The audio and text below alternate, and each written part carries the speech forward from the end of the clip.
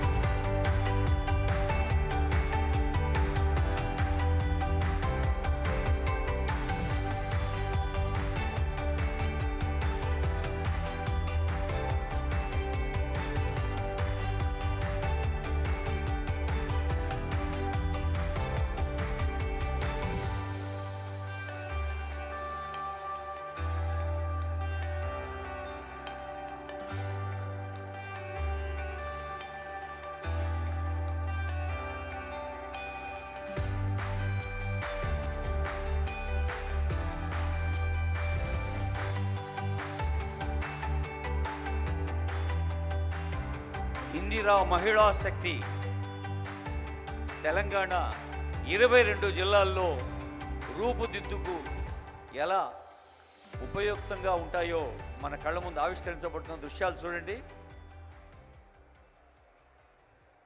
ప్రజా పాలన ప్రజా విజయోత్సవం ఇందిరా మహిళా శక్తి చైతన్యోత్సవం వరంగల్లు నగరం ఉమ్మడి వరంగల్లు జిల్లా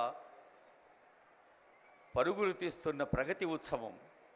మరి ఇందాక పెద్దలందరూ చెప్పారు, ఈ వారం వరంగల్లును ముఖ్యమంత్రి గారు వ్యక్తిగతంగా పర్యవేక్షించి వరంగల్లును వరం జల్లుగా కురిపించిన ఆనరబుల్ సీఎం గారి సందేశం, గౌరవనీయ ముఖ్యమంత్రి రేవంత్ రెడ్డి గారి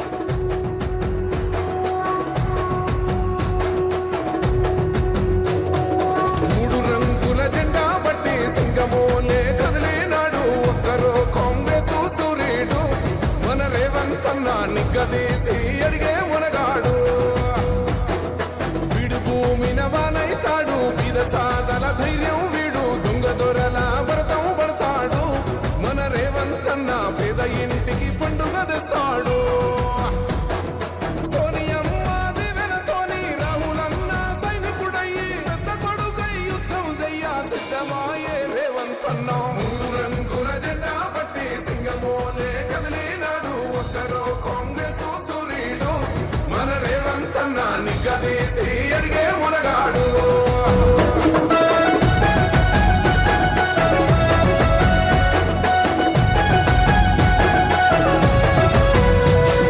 దడులెన్ని జరిగిన గాని దడువలేదు రేవంతన్న గంతకంతా ఎత్తుకు ఎదిగాడు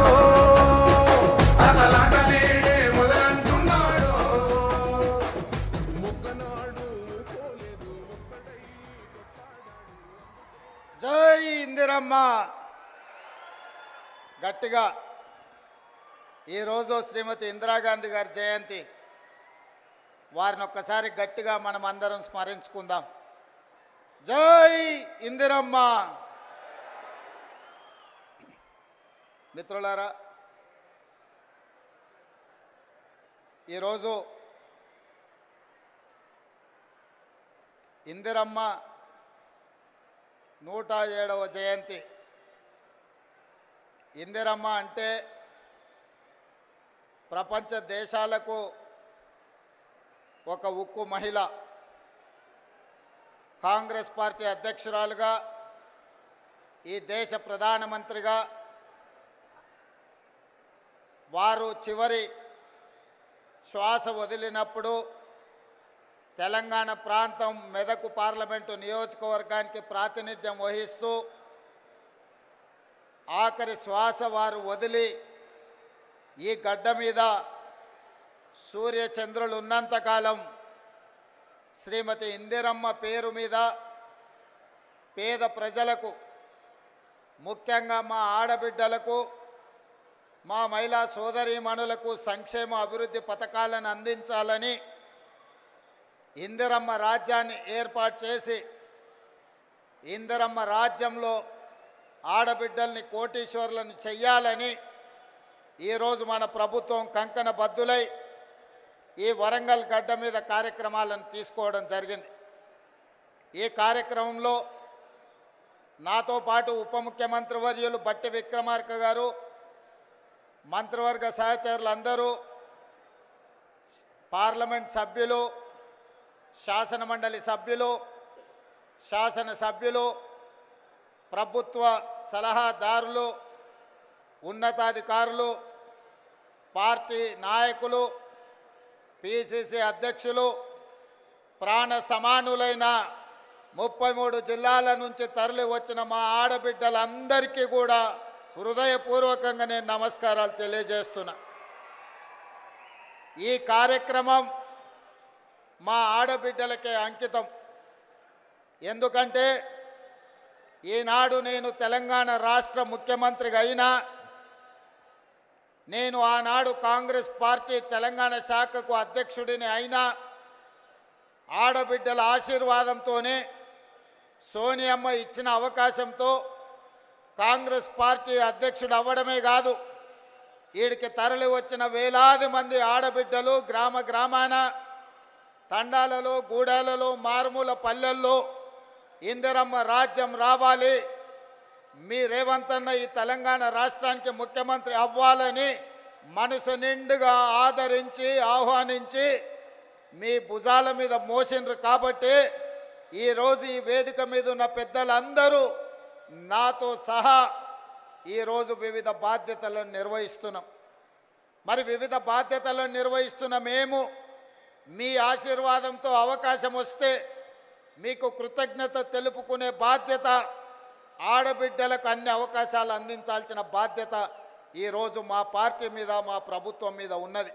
అందుకే ఆనాడు 2014 నుంచి 2019 వరకు ఆనాటి ముఖ్యమంత్రి చంద్రశేఖరరావు గారు మంత్రివర్గంలో ఒక్క ఆడబిడ్డ కూడా మంత్రిగా లేకపోయినా 5 సంవత్సరాలు మౌనంగా ఉన్న ఆడబిడ్డలు ఆ తర్వాత ఇచ్చిన తీర్పుతో మొదటి మంత్రివర్గంలోనే మీ అభిమాన నాయకురాలు శ్రీమతి కొండా సురేఖ గారు, మా సోదరిమణి సీతక్కను ఈరోజు మంత్రివర్గంలో ఈ ఓరుగల్లు గడ్డ మీద నుంచే ఈ ఆడబిడ్డలను మంత్రివర్గంలో ప్రముఖ స్థానం ఇచ్చి ఈనాటి ఈ సభా నాయకత్వాన్ని కూడా ఆ ఆడబిడ్డల చేతుల్లోనే పెట్టడం జరిగింది. ఇదే కాదు, వరంగల్ పార్లమెంటు నుంచి కూడా డాక్టర్ కడియం కావ్యను ఈరోజు పార్లమెంటు సభ్యురాలుగా ఈ తెలంగాణ రాష్ట్రం నుంచి పార్లమెంటులో గలం విప్పుతుందంటే ఒక ఆడబిడ్డ ఈరోజు వరంగల్ ప్రాంతం నుంచి పార్లమెంటుకు ప్రాతినిధ్యం వహిస్తుంది. అదే కాదు, పాలకుర్తిలో మీకు తెలుసు, ఒక రాక్షసుడు అక్కడ రాజ్యమేలుతుంటే మీ సోదరిమణి యశస్విని రెడ్డి ఆ రాక్షసుని బండ, ఆయన పెద్ద రాజకీయ కొండ కదా, ఆ కొండను ఎట్లా ఢీకొంటామని పాత్రికేయ మిత్రులు అడిగితే, కొండైనా దెబ్బ కొడితే పగులుతుందని చెప్పి ఆ కొండను బద్దలు కొట్టి పాలకుర్తి గడ్డ మీద కాంగ్రెస్ పార్టీ జెండాను ఎగరేసింది కూడా ఈరోజు ఆడబిడ్డనే అన్న సంగతి నేను ఈ సందర్భంగా చెప్పదలుచుకున్నా. ఇవాళ మన తెలంగాణ రాష్ట్ర ప్రభుత్వానికి చీఫ్ సెక్రటరీగా ఆడబిడ్డనే ఉన్నది. ఈరోజు మహిళా అధికారులు అనితా రామచంద్రన్ గారు కానీ, దివ్య గారు కానీ, ఈరోజు సృజన గారు కానీ, వరంగల్ అదేవిధంగా హనుమకొండ కలెక్టర్లుగా ఈరోజు ఆడబిడ్డలే అధికారంలో ఉన్నారు. ఇవాళ ఈ వరంగల్ కార్పొరేషన్కి మేయర్గా కూడా ఆడబిడ్డనే ఉన్నది. ఇలా చెప్పుకుంటూ వెళ్తే ఈరోజు ఇందిరమ్మ జయంతి సందర్భంగా ఈ వేదిక మొత్తం, వేదిక మీదనే కాదు వేదిక ముందు కూడా వేలాది మంది ఆడబిడ్డలే ఇది ఆడబిడ్డల రాజ్యం అని ధైర్యంగా చెప్పుకునే అవకాశం ఈ ప్రభుత్వం మాది, మా అధికారం నడుస్తుంది అని ఆడబిడ్డలు గుండె ధైర్యంతో మాట్లాడే అవకాశం ఇవాళ ఇక్కడికి వచ్చింది. ఉదయం ఈరోజు నేను స్వయం సహాయక సంఘాలకు సంబంధించిన ఆడబిడ్డల స్టాల్స్ నేను చూస్తే పెద్ద పెద్ద పారిశ్రామికవేత్తల కంటే, ఒకప్పుడు పారిశ్రామికవేత్తలంటే టాటాలు, బిర్లాలు, ఆ తర్వాత అదానీ, అంబానీలో గురించి విన్నాం. కానీ ఈనాడు మన కళ్ళ ముందు ఆ స్టాల్స్ చూసినప్పుడు ఇవాళ మా ఉప ముఖ్యమంత్రి బట్టి విక్రమార్క గారు సోలార్ పవర్ ప్రాజెక్టులు ఇవ్వాలని కోటి మంది మహిళల్ని కోటీశ్వరులను చెయ్యాలన్న ఆలోచన చెబుతుంటే టాటా బిర్లాలనే కాదు అదానీ అంబానీలను తలదన్నే వ్యాపారవేత్తలుగా మా ఆడబిడ్డల్ని ఇందిరమ్మ రాజ్యంలో తయారు చేసి కార్పొరేట్ కంపెనీలకు సవాలు విసిరి ఈరోజు సౌర విద్యుత్ ప్రాజెక్టులు ఆడబిడ్డలకు ఇవ్వడానికి ఇవాళ మన ప్రభుత్వం నిర్ణయం తీసుకున్నది. నేను అడుగుతున్న 10 సంవత్సరాలు అధికారంలో ఉన్న వాళ్ళను, నిన్న మొన్న టీవీలలో చూస్తున్నా మా నాయని రాజేందర్ రెడ్డితో ఒక ఆయన వాదిస్తున్నాడు, మేం చేసిందేదో మీరు వచ్చి టెంకాయ కొడుతురని. నేను ఆ పెద్ద మనిషికి చెప్పదలుచుకున్నా, కాళోజీ కళాక్షేత్రం కట్టడానికి 10 సంవత్సరాలైనా పూర్తి చేయడానికి మీకు చేతులు రాలేదు అని అంటే ఈరోజు మీ బుద్ధి ఏందో మీ ఉద్దేశం ఏందో ఇవాళ స్పష్టంగా అర్థమైంది. మీ చేతగాని తనం వల్ల మీరు దద్దమ్మలు కాబట్టే కాళోజీ కళాక్షేత్రాన్ని మీరు పూర్తి చేయలేదు కాబట్టే కాళోజీ కళాక్షేత్రాన్ని పూర్తి చెయ్యాలి అని నాయని రాజేందర్ రెడ్డి 50 సార్లు హైదరాబాద్కు వచ్చి సచివాలయంలో కూర్చొని ఇన్ఛార్జ్ మంత్రి శ్రీనివాస్ రెడ్డి గారితో చర్చించి ఈరోజు బట్టి విక్రమార్క గారితో 45 కోట్ల రూపాయలు ఒక్కటే విడతలో విడుదల చేయించి ఈరోజు కాళోజీ కళాక్షేత్రాన్ని మనం పూర్తి చేసుకోవడం జరిగింది. ఇవాళ నేను గుర్తు చేసుకోదలుచుకున్నా, తెలంగాణ పోరాటానికి తెలంగాణ పౌరుషానికి మారు పేరు, తెలంగాణ కోసం 4 దిశల తెలంగాణ వాదాన్ని భావవ్యాప్తి చేయడానికి కాళోజీ ఎంతో కృషి చేసిండు. కాళోజీని గుర్తించని ప్రపంచమే లేదు. కాళోజీ కవిత్వం చదవని వాడు అసలు కవేగాడు, అతడికి చదివే రాదు అనుకునే విధంగా కాళోజీ ఒక బలమైన ప్రభావం మన మీద చూపించింది. అలాంటి కాళోజీ కళాక్షేత్రాన్ని 10 సంవత్సరాలైనా ఆనాటి ప్రభుత్వంలో ఉన్న పెద్దలు పూర్తి చేయకపోతే వచ్చిన తర్వాత నా బాధ్యతగా భావించి ఏ కాళోజీ స్ఫూర్తిగా ఇదే ప్రాంగణంలో రైతు సంఘర్షణ సభను ఏర్పాటు చేసి రైతు డిక్లరేషన్ రాహుల్ గాంధీ గారితో చేపించిన తర్వాత తెలంగాణలో కాంగ్రెస్ పార్టీ స్థితిగతులు మారినాయి. అందుకే ఈ కాళోజీ గడ్డ మీద నుంచి ఈ ఓరుగల్లు పోరాటం నుంచి ఈనాడు తెలంగాణ రాష్ట్రంలో ప్రభుత్వం ఏర్పాటు చేసినాం. మరి అలాంటి ఈ గడ్డ మీద కాళోజీ కళాక్షేత్రం వాయిదాలు పడుతూ ఉంటే చూస్తూ ఊరుకుందామా? ఏది ఏమైనా ఎంత ఖర్చైనా కాళోజీ కళాక్షేత్రాన్ని పూర్తి చెయ్యాలన్న పట్టుదలతోటి ఇవాళ కాళోజీ కళాక్షేత్రాన్ని పూర్తి చేసుకొని ఇందిరమ్మ జయంతి నాడు ఈరోజు మనం ప్రారంభించుకున్నాం. మీరు చేయాలన్న ఆలోచన చేయలే. కనీసం చేసిన వాళ్ళను అభినందించడానికి మీ అధినేతలకు ఒకవేళ అభ్యంతరం ఉంటే మీరు నోరు మూసుకొనైనా ఉండండి తప్ప చేసే వాళ్ళ కాళ్ళల్లో కట్టెబెట్టాలన్న ఆలోచన చెయ్యకండి. వచ్చేసారి డిపాజిట్లు కూడా దక్కవు అని చెప్పి నేను వాళ్ళకి చెప్పదలుచుకున్నా. అదేవిధంగా మిత్రులారా, ఈ వరంగల్ హైదరాబాద్ ఆనాడు నిజాం రాజులు పాలించినప్పుడు ఈ వరంగల్ సామ్రాజ్యం కాకతీయుల కంచుకోటలు, రాణి రుద్రమ ప్రతాప రుద్రుడు ఒక పక్కన ఈ దేశానికి ఈ ప్రపంచానికే తలమానికమైన ఒక గొప్ప పరిపాలన అందించి కాకతీయులు కట్టిన గొలుసుకట్టు చెరువులు ఇవాళ ప్రపంచానికే ఆదర్శమైన నగరం. ఈ నగరం చారిత్రాత్మకమైన నగరం. ఇక్కడ కట్టిన 1000 స్తంభాల గుడి కావచ్చు, రామప్ప దేవాలయం కావచ్చు, ఇలా చెప్పుకుంటూ పోతే ఇక్కడున్న కోటలు కావచ్చు, ఇక్కడున్న చెరువులు కావచ్చు, ఇక్కడున్న సంస్కృతి ప్రపంచానికి ఆదర్శంగా ఉండే గొప్ప నగరం. అలాంటి నగరం ఉమ్మడి రాష్ట్రంలోనే కాదు, ప్రత్యేక తెలంగాణలో కూడా చంద్రశేఖరరావు గారి చేతిలో మోసపోయి గోసపడుతుంటే ఈ నగరము ఇది పట్టణంగానే నిలిచిపోతే ఈ పట్టణాన్ని గొప్ప నగరంగా చెయ్యాలి. హైదరాబాదు నగరానికి పోటీ నగరంగా ఒక అద్భుతమైన అభివృద్ధి చేయాలని ఆలోచన చేసినాం. పదే మీ ఎమ్మెల్యేలు అటు పెద్దలు కడియం శ్రీహరి గారు, నాయన రాజేందర్ రెడ్డి గారు, అదేవిధంగా కొండా సురేఖమ్మ గారు, ఈ ప్రాంతంలో ఉండే ఎమ్మెల్యేలందరూ అన్నా నువ్వేం చేసైనా వరంగల్ పట్టణాన్ని నగరంగా మార్చాలి, ఎయిర్పోర్టు రావాలి, పరిశ్రమలు రావాలి, మా పిల్లలకు ఉద్యోగాలు ఇవ్వాలి, కాకతీయ యూనివర్సిటీ ఉన్న ఓరుగల్లును అభివృద్ధి పదం వైపు మీరు నడిపించాలి అని వాళ్ళు నన్ను నిద్ర పోనీయకుట్ట, తిండి తిననీయకుట్ట నన్ను ముప్పు తిప్పలు పెట్టిరు. సూచన 2-3 సార్లు అడిగి వదిలేస్తారేమో, మర్చిపోతారేమో అని. కానీ వాళ్ళు మర్చిపోలే. నిత్యం గుర్తు చేస్తూనే కలిసినప్పుడల్లా కాగితం తెచ్చి ఇచ్చేటోళ్ళు.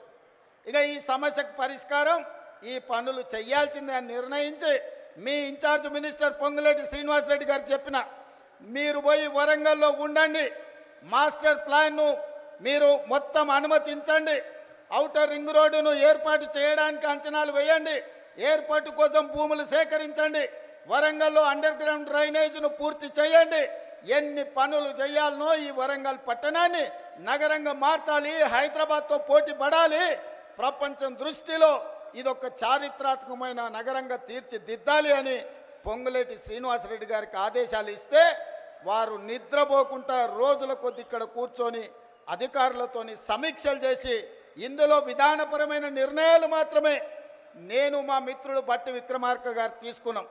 కానీ దీని అభివృద్ధి పదం వైపు నడిపించడానికి అవసరమైన సమీక్షలు మీ ఎమ్మెల్యేలు మీ మంత్రుల నేతృత్వంతో ఇన్ఛార్జ్ మినిస్టర్ పొంగులేటి శ్రీనివాసరెడ్డి గారు పూర్తి స్థాయిలో బాధ్యత తీసుకున్నారు. మా వరంగల్ మిత్రులందరినీ కూడా నేను అడుగుతున్నా, మీరు పెద్ద ఎత్తున చప్పట్లు కొట్టి అభినందించండి.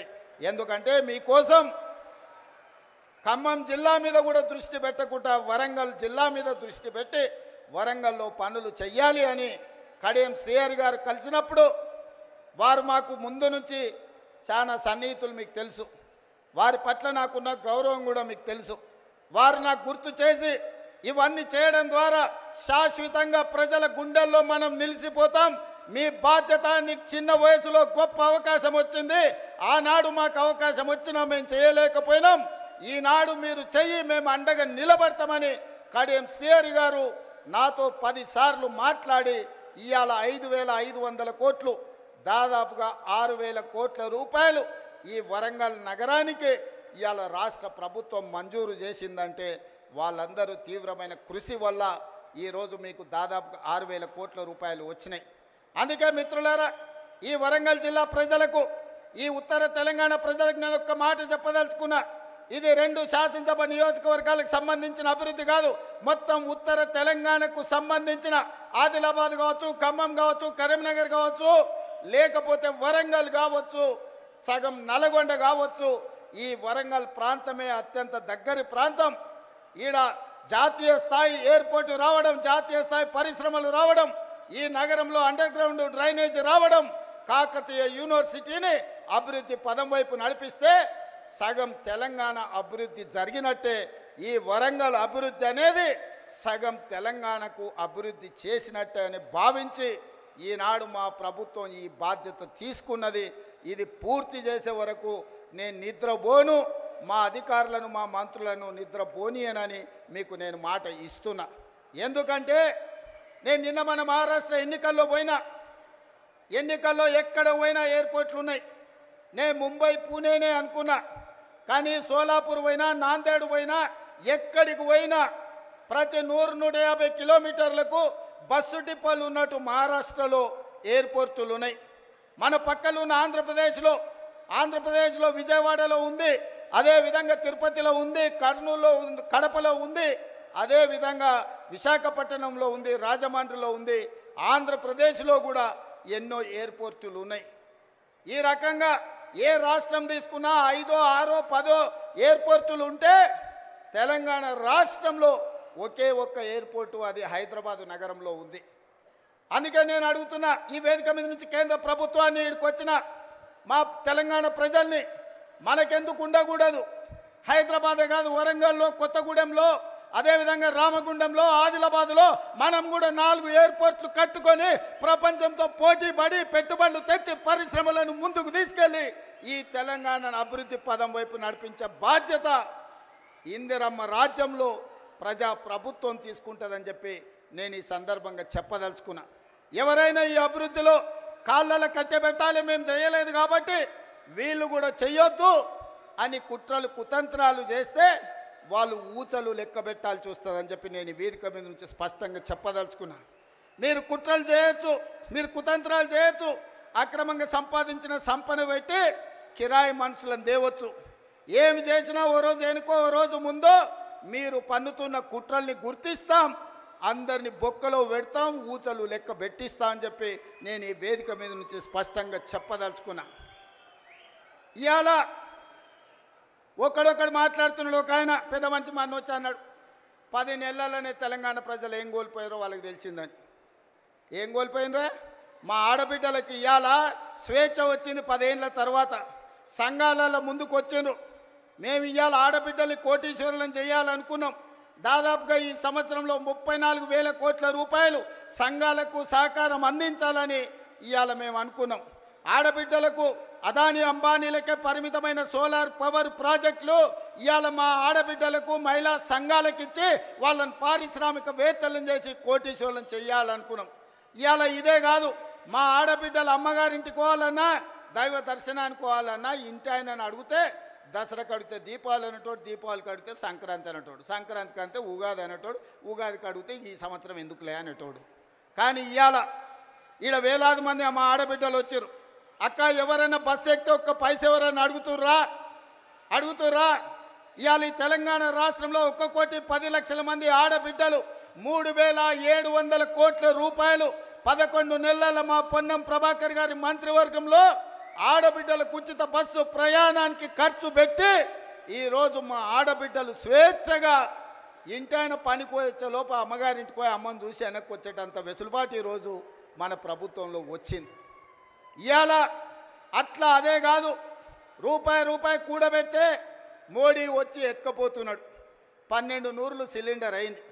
ఆయనలో సోనియమ్మ ఆడబిడ్డల కట్టెల పొయ్యి కష్టాలు, కన్నీళ్ళ పొగతో ఊపిరితిత్తుల్లో పోయి క్యాన్సర్ వచ్చి చచ్చిపోతుంటే ఆడబిడ్డలకు సిలిండర్ గ్యాస్ పోయి ఇచ్చి 400 రూపాయలకే సోనియమ్మ సిలిండర్ ఇచ్చింది. మోడీ వచ్చి 1200 చేసిండు. మరి ఆడబిడ్డల కష్టాలు చూసి ఇవాళ ఆడబిడ్డలకు 500 రూపాయలకే ఉత్తమ్ కుమార్ రెడ్డి గారి మంత్రివర్గంలో ఆడబిడ్డలకు 500 రూపాయలకి ఇవాళ మనం సిలిండర్ ఇస్తున్నాం. ఈ దేశంలో ఎక్కడైనా 500 రూపాయలకు బీజేపీ ప్రభుత్వం సిలిండర్ ఇస్తుందా? ఒక్కసారి ఆలోచన చేయండి అని నేను అడుగుతున్నా. ఇదే కాదు, నేను కానీ బట్టి గారు కానీ పాదయాత్ర చేసేటప్పుడు చాలామంది పేదలు వచ్చి మీరు వ్యవసాయానికి 24 గంటల ఉచిత విద్యుత్ ఇస్తున్నారు, బాగానే ఉంది, కానీ మాకు భూమి లేదు, మేము ఇంట్లో ఫ్యాన్ వేసుకున్నా, ఫ్రిడ్జ్ పెట్టుకున్నా, టీవీ చూసినా మా కరెంటు బిల్లు పేలిపోతుంది, 2,000 కట్టాల్సి వస్తుందని మా దృష్టికి తెచ్చారు. అందుకే ఆలోచన చేసినాం, సోనియమ్మ అనుమతి తీసుకున్నాం. మల్లికార్జున ఖర్గే గారి ఆదేశాలతోని ఇవాళ ప్రతి పేదవాడి ఇంట్లో 200 యూనిట్లు ఉచితంగా, 50 లక్షల కుటుంబాలకు 200 యూనిట్లు ఉచితంగా కరెంట్ ఇస్తున్న ప్రభుత్వం ఈ దేశంలోనే తెలంగాణ రాష్ట్రంలో ఉందన్న సంగతి ఇవాళ నేను చెప్పదలుచుకున్న. ఆ పైసలు కూడా మా ఆడబిడ్డలకు మిగులుతున్నాయి. మా అక్కలందరికీ తెలుసు, ఇంటాయన చేతిలో నగదు ఉంటే బెల్ట్ షాప్ పోతాయి, మా ఆడబిడ్డల దగ్గర నగదు ఉంటే పిల్లలు బడిపోతారు. అవునా అక్క? ముందలంతా మా వాళ్ళు కూర్చున్నారా, వెనకాల అక్కల్ని అడగకుండా మీరంతా అడ్డం కూర్చుంటే ఎట్లనే? ఇవాళ నగదు ఇంటాయన చేతులుంటే ఊర్లూర్లో మంచినీళ్ళు దొరికినా దొరకకపోయినా కేసీఆర్ తెలిసిన బెల్ట్ షాప్ దగ్గర పోతుందా నగదు. కానీ మన ప్రభుత్వంలో కరెంటు బిల్లులతో మిగిలిన నగదు, అదేవిధంగా సిలిండర్ల మిగిలిన నగదు, ఈరోజు సంఘాలకు నగదు 0 వడ్డీతో ఇచ్చిన నగదు మా ఆడబిడ్డల దగ్గర ఉంటే మా ఆడబిడ్డల నగదుతోని తమ బిడ్డల్ని బడికి పంపించి ప్రయోజకుల్ని చేస్తుండ్రు. ఇవాళ వాళ్ళ చేతిలో వెసులుబాటు ఉండాలి, ఆడబిడ్డ చేతిలో పెత్తనం ఉండాలి అని ఇవాళ మేము కోరుకుంటున్నాం. కేసీఆర్ ఏమో ఆడబిడ్డలకు పెత్తనం వస్తే తాగుబోతోళ్ళు ఉండరు, తాగుబోతోళ్ళు లేకపోతే ఆయన సంఘాన్ని కోల్పోతా అని ఆయన అనుకుంటున్నాడు. ఎందుకంటే ఈ రాష్ట్రంలో తాగుబోతుల సంఘానికి ఏకగ్రీవ అధ్యక్షుడు ఎవడని ఉన్నాడా అంటే ఆయన కేసీఆర్. ఈ వేదిక మీద నిఖత్ జరీన్ ఉన్నది, ఆ అమ్మాయి బాక్సింగ్కు ఛాంపియన్. ఈషా సింగ్ ఉన్నది, ఆ అమ్మాయి స్పోర్ట్స్కు ఛాంపియన్.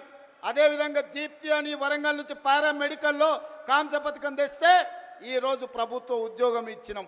వాళ్ళందరూ క్రీడలకు, సానియా మిర్జా టెన్నిస్కు బ్రాండ్ అంబాసిడర్.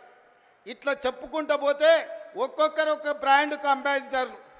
కానీ మన కేసీఆర్ దేనికి బ్రాండ్కి అంబాసిడర్ అయ్యా? ఫుల్కో హాఫ్కో బ్రాండ్ అంబాసిడర్ ఆయన. అందుకే ఈ రాష్ట్రాన్ని మొత్తం ఒక తాగుబోతుల సమూహంగా మార్చి ఊర్లూరులో బెల్ట్ షాపులు తెచ్చి మందులని మనుషుల్ని మందులో మత్తులో ముంచి ఆలోచన చెయ్యకుండా చేసి అధికారంలో కూర్చోవాలి అనుకున్నాడు. కానీ తెలివిగల తెలంగాణ ప్రజలు తేరుకున్నారు, దిమ్మ తిరిగే జవాబు ఇచ్చిండ్రు. ఇవాళ ఆయన అంటున్నాడు ఏం కోల్పోయినరో తెలిసిందని. ఏం కోల్పోలేదు కేసీఆర్ గారు, మీరు ఆ ఫామ్ హౌజుల్నే ఉండండి, కావాలంటే వైన్ షాప్ ఆయనకు చెప్తా కావాల్సినప్పుడల్లా సీసాలు నీకు అందిస్తూనే ఉంటాడు. ఆ బిల్లు కూడా నువ్వు కట్టకు, మా వాళ్ళు కడతారు, మా పిల్లలు కడతారు. నీ ఇంట్లో నలుగురు పదవులు కోల్పోయారు తప్ప తెలంగాణ సమాజం ఏం కోల్పోలే. నీ నౌకరి పోతే తెలంగాణ నిరుద్యోగ యువకులకు, నీ తండ్రి కొడుకుల నౌకరి ఊడగొడితే తెలంగాణ నిరుద్యోగ యువకులకు 10 నెలల 50,000 ఉద్యోగాలు ఇచ్చిన ప్రభుత్వం ఈ దేశంలో ఏదైనా ఉంది అంటే అది ఇందిరమ్మ ప్రభుత్వం.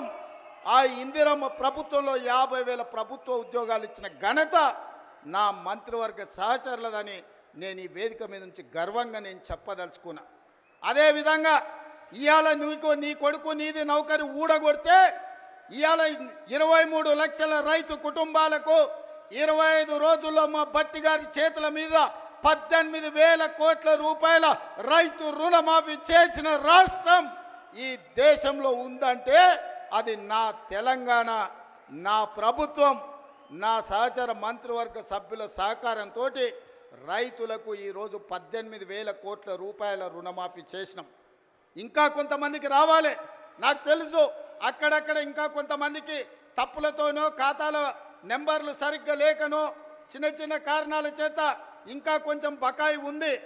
100% ఈ వేదిక మీద నుంచి ఆనాడు భద్రకాళి సాక్షిగా ఈ వరంగల్ గడ్డ మీద నుంచి చెప్పిన 15 ఆగస్టు లోపల 2 లక్షల రుణమాఫీ చేస్తా అన్నా, సమ్మక్క సారలమ్మ సాక్షిగా ఆయన చెప్పిన 18,000 కోట్ల రూపాయలు భద్రకాళి సాక్షిగా, సమ్మక్క సారలక్క సాక్షిగా 15 ఆగస్టు లోపల రైతుల ఖాతాలు వేసిన. ఇవాళ కూడా నేను మాట ఇస్తున్నా, ఈ వరంగల్ గడ్డ మీద నుంచి మాట ఇస్తే తల తెగిపడ్డా మడమ తిప్పకుండా ముందు నిలబడే లక్షణమున్న కాంగ్రెస్ పార్టీ కార్యకర్తను అందరి రైతులకు రుణమాఫీ చేసే బాధ్యత నాది. మీ ఖాతాలు సవరించుకోండి, మీ ఖాతాలలో ఉన్న తప్పులను సరిదిద్దుకోండి. మీ అందరికీ రుణమాఫీ చేసే బాధ్యత మా ప్రభుత్వం తీసుకుంటుంది. ఎవడో తప్పుడు మాటలు చెప్తే నమ్మకండి, మీకు అండగా నిలబడతా. 10 ఏళ్లలో వాళ్ళు చెయ్యండి, 1,00,000 రూపాయలు చేస్తామని 10 ఏళ్లలో 4 విడతలని ఎవరికి చేసిండ్రో అసెంబ్లీలో చర్చ పెడదాం. రమ్మను బిల్లారంగా ఎవరు వస్తారో చర్చకు. కానీ 10 నెలల మన ప్రభుత్వం చేస్తే 10 ఏళ్ళు వాళ్ళు చేయలేని పని మనం చేసినాము. అభినందించడానికి నోరు రాకపోయింది, కానీ రోజు కాళ్ళలో కట్టెబెట్టాలని కట్టెలు తీసుకొని తిరుగుతారు బిల్లారంగాలు ఇద్దరు. ఇట్లాంటి పరిస్థితుల్లో ఈ రాష్ట్రంలో ఆర్థికంగా వాళ్ళు చేసిన అప్పులు 7 లక్షల కోట్లు. ఇవాళ ఈ రాష్ట్రంలో ప్రతి నెల వస్తున్న ఆదాయం, పాత్రికేయ మిత్రులారా రాసుకోండి, ప్రతి నెల ఈరోజు తెలంగాణ రాష్ట్రంలో వస్తున్న ఆదాయం 18,500 కోట్లు. ఈ 18,500 కోట్లల్లో 6,500 కోట్లు దాదాపుగా ప్రభుత్వ ఉద్యోగులకు జీతాలు పెన్షన్ల కింద పోతున్నాయి. ఇంకొక 6,500 కోట్లు కేసీఆర్ చేసిన 7 లక్షల కోట్లకు అప్పు మిత్తి కింద కట్టడానికి పోతున్నాయి. ఈ 13,000 కోట్లు జీతభత్యాలకు కేసీఆర్ మన నెత్తి మీద మోపిన అప్పుకు ఇవాళ పోతే మిగిలిన 5,500 కోట్లు ప్రతి నెల ఆదాయం ఉంటే ఎన్నో రకాల ఇబ్బందులను ఎదుర్కొని కడుపు కట్టుకొని అవినీతి నిర్మూలించి రూపాయి కూడబెట్టి ఇవాళ రైతు రుణమాఫీ చేస్తే మమ్మల్ని అభినందించడానికి నీ మనసు లేదు, కానీ ఈరోజు మమ్మల్ని శాపనార్థాలు పెట్టే ప్రయత్నం చేస్తున్నారు. అందుకే ఇవాళ కేసీఆర్ బాధపడుతుండు. ఎందుకంటే రైతులకు రుణమాఫీ రేవంత్ రెడ్డి చేసే కదా, ఇంకా నాకేం మిగులుతుంది చెప్పనే. ఒరేసుకుంటే ఆనాడు ఉరి అన్నాడు, అవునా? ఒరేసుకుంటే ఉరేసుకున్నట్టే అని కేసీఆర్ ముఖ్యమంత్రిగా మాట్లాడిండా లేదా? అలాంటి చంద్రశేఖర్ రావు ఆయన 150 ఎకరాల ఫామ్ హౌస్లో ఒరేసుకుంటే ఆ వివరాలన్నీ బయటపెట్టి బండారం బయటపెట్టి బండకేసాయల్లో కొట్టిన. ఇవాళ బాజాబ్తా తెలంగాణ సమాజం 66 లక్షల ఎకరాలల్లా 1,53,00,000 మెట్రిక్ టన్నుల వరి ధాన్యాన్ని స్వతంత్రం వచ్చినప్పటి నుంచి ఈ రోజు వరకు ఏ రాష్ట్రం, ఉమ్మడి రాష్ట్రం ఆంధ్రప్రదేశ్లో కూడా 23 జిల్లాలు ఉన్నప్పుడు కూడా ఇంత పంట రాలే. ప్రపంచ రికార్డు ఇవాళ తెలంగాణ రాష్ట్రం 66 లక్షల ఎకరాలలో 1,53,00,000 మెట్రిక్ టన్నుల వరి ధాన్యాన్ని పండిస్తే ఎంఎస్పి ఇవ్వడమే కాదు, సన్న వడ్లకు 500 రూపాయల బోనస్ ఇచ్చి కొంటున్న రాష్ట్రం ఈ దేశంలోనే తెలంగాణ రాష్ట్రం ఉంది. రైతులను ఆదుకున్న ప్రభుత్వం ఇందిరమ్మ రాజ్యంలో ప్రజా ప్రభుత్వం అని నేను చెప్పదలుచుకున్నా. ఇవన్నీ కోల్పోయిన టాన్ కేసీఆర్ని అడుగుతున్నా, నీ దుఃఖమేందో నీ బాధ ఏందో నువ్వు చెప్పింది నిజమైతే రా అసెంబ్లీలోకి రా, చర్చ పెడదాం, తారీఖు నిర్ణయించు. చంద్రశేఖరరావు ఏ రోజు చెప్తావో ఏ సమయం చెప్తావో ఆ రోజు అసెంబ్లీ పెడతా, రా. నువ్వు ఓడితే ఇంట్లో పోయి బంతవా? రాహుల్ గాంధీని చూసి సిగ్గు తెచ్చుకో. 3 సార్లు ఓడిపోయినా ప్రతిపక్ష ఉండి కన్యాకుమారి నుంచి కశ్మీర్ వరకు 150 రోజులు 4000 కిలోమీటర్లు మండు టెండలో మంచు కొండలో పాదయాత్ర చేసి ప్రజలకు అందుబాటులో ఉన్నోడు అంటే బాధ్యతాయుతమైన ప్రతిపక్ష నాయకుడు. అధికారంలో ఉంటే దోసుకుంటా, ప్రతిపక్షంలో ఉంటే ఫామ్ హౌస్లో వండుకుంటా. ఇదా నీ విధానం? నిజంగానే ప్రజలు కష్టాలలో ఉంటే ఫామ్ హౌస్ల గాడిది పండ్లు దొంగతున్నావా? రా, ప్రజల్లోకి వచ్చి మాట్లాడు. ప్రతిపక్షంగా ఏం సూచన చేస్తావో చెయ్యి ప్రభుత్వానికి. మేము వినడానికి సిద్ధంగా ఉన్నాం. నువ్వు లేవనెత్తిన అంశాలు సహేతుకమైనవైతే సరిదిద్దడానికి సిద్ధంగా ఉన్నాం. నువ్వు రావు. ఆ చిల్లరగాళ్ళని ఇద్దరిని ఊరి మీదకి వదిలిండి, అది చూసిన ఆంబోతులాగా. ఊర్లలో దేవుళ్ళకి వదులుతారు కదా దున్నపోతులని తెలుసు కదా, అది 7 చేనుల మేసి వచ్చినా ఏమనం. దేవరకు వదులుతాం కదా అది చూసిన వాటిని, దేవరకు వదిలే ఓ రోజు బలి ఇస్తారు. ఆ ఇద్దరిని అచ్చోసిన వాళ్ళలాక ఊరి మీదకి వదిలి ఈరోజు ఏది పడితే అది మాట్లాడుతున్నారు. ఏమన్నా అర్థం ఉందా? ఒక్కసారి ఆలోచన చేయండి మిత్రులారా. ఇంకా ఆ పక్కన లావు మనగాళ్ళు లడాయిపోతే వెనకాల 3 నూకుడు మనగాళ్ళంట. ఆయన కిషన్ రెడ్డి అనటాన్ని ఇంకొక ఆయన ఉన్నాడు. కేటీఆర్ ముందు రోజు మాట్లాడతాడు, రెండో రోజు కిషన్ రెడ్డి మాట్లాడతాడు. మనం గుజరాత్లో Sabarmati river development front Modi గారు అభివృద్ధి చేస్తే సప్పట్లు కొడతాడు. మా మోడీ చూడు గుజరాత్లో గొప్పగా చేసిండని. కానీ అదే Musi river development front Hyderabad నగరంలో ప్రపంచానికి ఆదర్శంగా ఉండేట్టుగా మనం చేద్దామంటే వద్దు, నేను అడ్డం పడుకుంటా అంటాడు. నేనన్నా నువ్వు మోడీ గులాంవా, గుజరాత్ గులాంవా, ఎందుకు అడ్డం పడుతున్నావని. సిగ్గు లేకుండా నేను మోడీ గులాంని అంటుండు. ఆయన నన్ను అంటుండు సోనియమ్మకు నువ్వు గులాంవా అని. నేను ఒక్క మాట ఈ వేదిక మీద నుంచి స్పష్టంగా చెప్పదలుచుకున్నా. 60 ఏళ్ళ ఆకాంక్ష, 1200 మంది బిడ్డల ఆత్మ బలిదానాలు జరిగిన తెలంగాణ రాష్ట్రం రాకపోతే కన్న తల్లిగా గొప్ప మనసుతో ఆంధ్రప్రదేశ్లో పార్టీ చచ్చిపోయినా ఈ తెలంగాణ రాష్ట్రాన్ని ఇచ్చిన సోనియమ్మ మా అమ్మ, సోనియమ్మ మా అమ్మ, మా 4 కోట్ల తెలంగాణ బిడ్డలకు కన్న తల్లి. ఆమెకు ఊడిగం కాదు, ఆమె కాళ్ళు గడిగి ఆ నీళ్లు నెత్తి మీద చల్లుకున్నా అది తక్కువనే అవుతుంది. కిషన్ రెడ్డి, ఇప్పటికైనా నీ పాపాలు కడుక్కోవడానికి రా. సోనియమ్మ కాళ్ళు గడిగి మన ఇద్దరం నెత్తి మీద చల్లుకుంటే మోడీకి ఊడిగం చేసినందుకు కొంతైనా నీకు ప్రక్షాళన జరుగుద్ది అంటున్నా. పార్లమెంటులో నిటారుగా నిలబడి ఈ దేశ ప్రధానమంత్రి నరేంద్ర మోడీ తెలంగాణ రాష్ట్రాన్ని సోనియమ్మ పార్లమెంటు తలుపులు బంద్ చేసి దుర్మార్గమైన పని చేసి తల్లిని చంపి పిల్లని బతికించింది. తెలంగాణ రాష్ట్ర ఏర్పాటునే అపహాస్యం చేసిన నరేంద్ర మోడీ తెలంగాణ ద్రోహి. అలాంటి తెలంగాణ ద్రోహికి నువ్వు బానిసవై గులామువై నువ్వు గుజరాత్ పోతే నువ్వు గుజరాత్ పోయి గార్దులను కాసుకో. కిషన్ రెడ్డి, ఈ తెలంగాణలో ఒక్క నిమిషం కూడా నీకు ఉండడానికి అర్హత లేదని నేను చెప్పదలుచుకున్నా.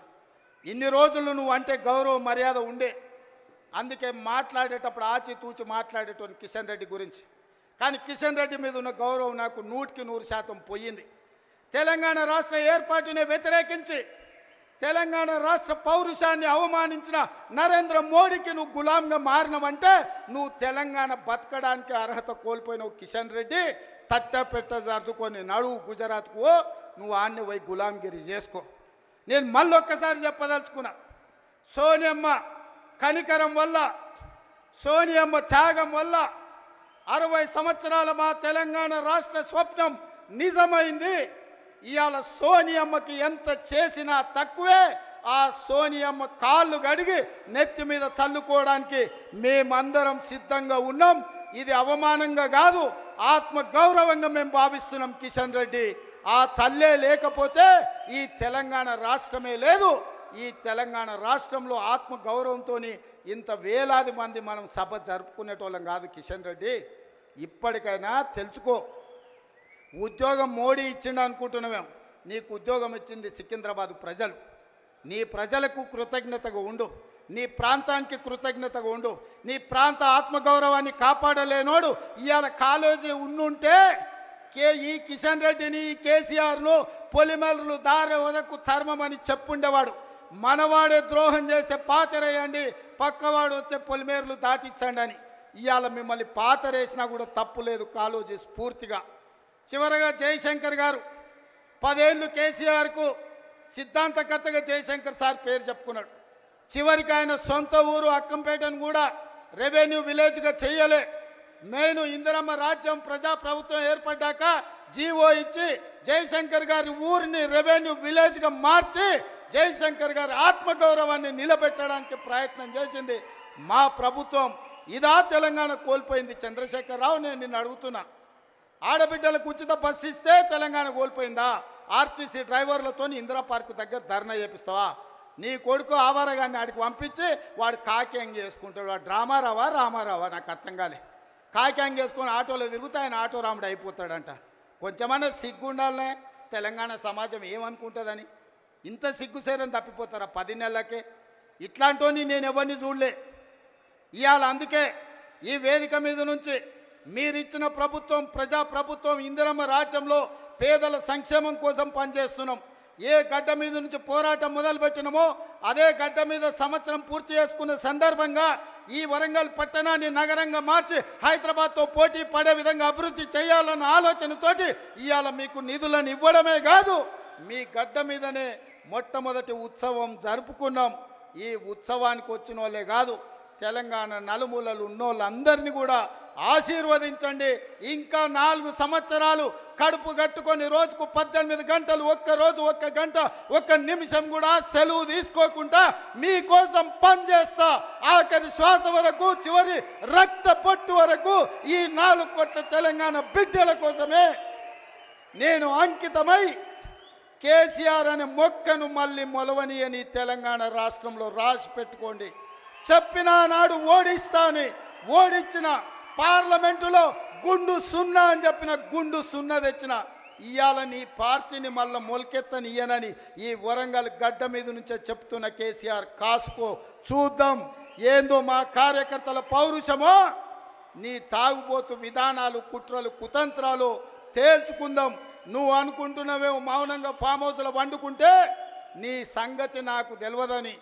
నీ ముందు తెలుసు, నీ వెనక తెలుసు, నీ ఉపాయం తెలుసు, నీ ఉబలాటం తెలుసు. అన్నిటికీ కుక్క కాటుకు చెప్పు దెబ్బ అనే మందు నా దగ్గర సిద్ధంగా ఉంది. తప్పకుండా నీకు పెడతా. రా అసెంబ్లీకి. మళ్ళొక్కసారి చెప్తున్నా, రాబోయే స్వామి అసెంబ్లీకి రా. చూస్తుందా ఎవడో ఇస్తే రాలే కుర్చీలకు. తొక్కుకుంటొచ్చిన కుర్చీలో నిన్ను తొక్కుకుంటొచ్చిన గుర్తు పెట్టుకో, రా అసెంబ్లీకి మాట్లాడదాం.